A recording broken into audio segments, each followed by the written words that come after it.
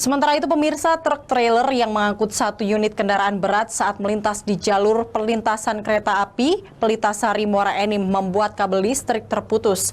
Diduga sang sopir tidak memperhatikan ketinggian muatan yang diangkutnya. Kendaraan bertona sebesar ini melintas di jalan umum dengan bermuatan besar tanpa pengawalan. Saat melintas di rel di daerah Palawaran, Muara Enim, sopir tidak memperkirakan muatan yang dibawanya. Bagian atas muatan menyangkut di kabel listrik, kabel utama ke pos jaga milik PT KAI. Selain memutuskan kabel listrik yang melintang, kemacetan juga terjadi di perlintasan rel kereta api. Pengendara harus ekstra hati-hati saat melintas. Dikhawatirkan masih adanya aliran listrik pada kabel tersebut.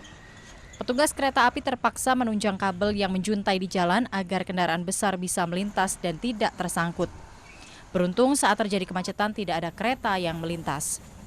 Untuk saat ini kita utamakan mengamankan jalur kereta yang akan lewat di sini. Lewat dulu. Nah, sisanya kita hubungi ke PLN untuk perbaikan.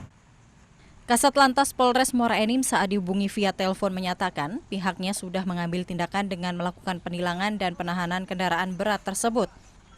Pemilik kendaraan akan dimintai pertanggungjawaban terkait kabel listrik yang putus. Dari Muara Enim, Edwin Sasatria, iNews melaporkan.